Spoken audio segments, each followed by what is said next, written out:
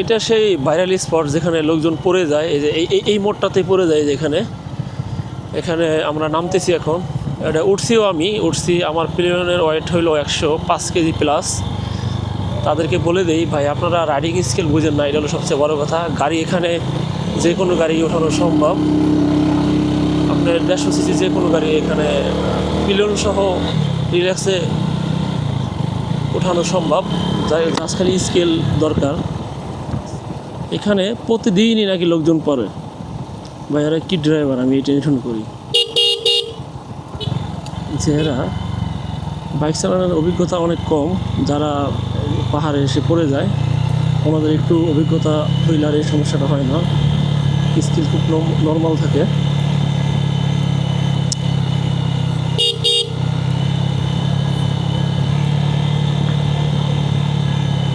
এই যে viral space, এটা বিশাল বড় একটা ঢালু,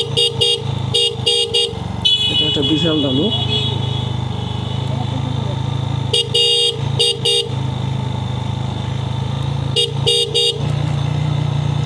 সমস্যা হলে এখন তো এখানে ব্রেক করতে পারবো না, আমার কোনো একটা বাইকে মনে হয় ডিস্কে মনে হয় প্রবলেম হইতেছে, আর নিয়ে যাইতে হবে হয়তো বা এসে আবার এখান থেকে উঠে।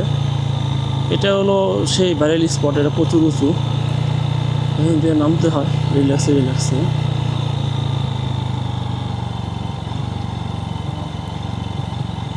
নামতে একটু কষ্ট এখান দিয়ে, এই অবস্থা, মানে ডিস্ক দিয়ে পুরা গন্ধ বেরোতেছে, ডাইরেক্ট ডিস্ক দিয়ে পুরা গন্ধ বেরোতেছে আমাদের এখান দিয়ে। এটাই সেই ভাইরাল স্পট যেটা আপনার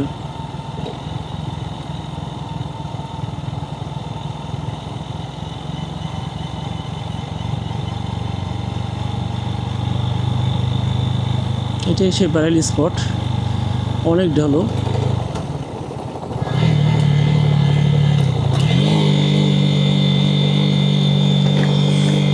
নিজের 1 নাম্বার গিয়ার দিলাম, কারণ আমার ব্রেকটা একটু কাজ কম করতেছে, এই জন্য 1 নাম্বার গিয়ার দিলাম। কারণ আমার প্লেনের ওয়েট অনেক, 105 কেজি, আমার একটু বেশি প্রেশার হয়ে গেছে,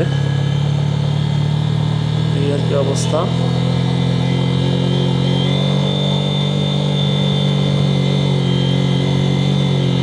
একটু বেশি প্রেশার হয়ে গেছে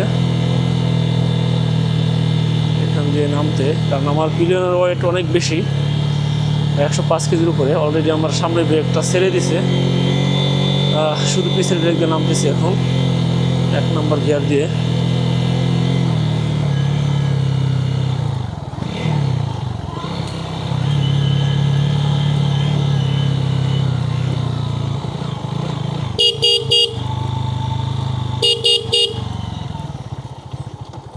আমার ডিস্ক সামনেটা জ্বলে গেছে গা, কারণ আমার ওয়েট বেশি তো, আমার এই যে ইসের ওয়েট বেশি তো।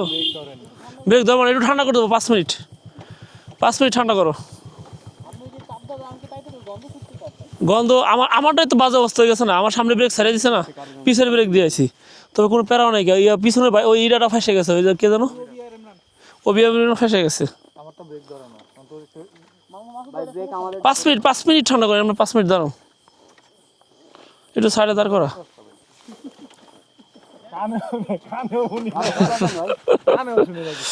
কানও শোনা যায় না, মানে অবস্থা খুবই খারাপ।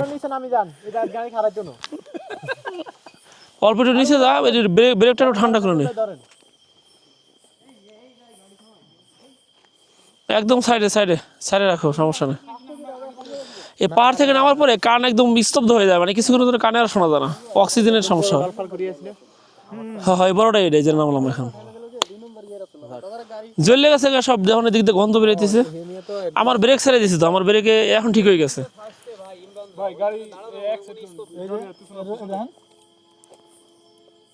ইন্ডিকেটর দিয়ে রাখো ভাই, ইন্ডিকেটর দিয়ে রাখো। ব্রেক থাকবে, কিছুক্ষণ পরে থাকবে ব্রেকে, একটু পরে নেব না, ক্লাস করে দেখি। আমার যে পিলিয়ন, আমার পিলিয়নের ওয়েট কত আপনি দেখছেন? আমার মাথা নষ্ট, আমার গাড়ি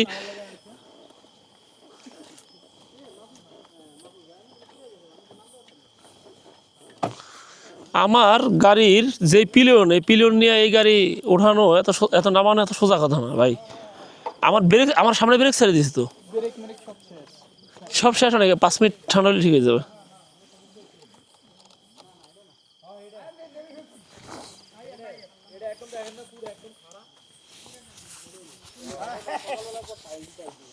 কানে শুনি না, কিছুই হইতেছে না এখন, কি একটা অবস্থা। কানে শুনতেছি না, কারণ অনেক উপরে থেকে নামছিস তো, প্রায় 3000 ফিট উপরে থেকে নামছি, প্রায় 3000 ফিট উপরে থেকে নামছি, 3000 ফিট।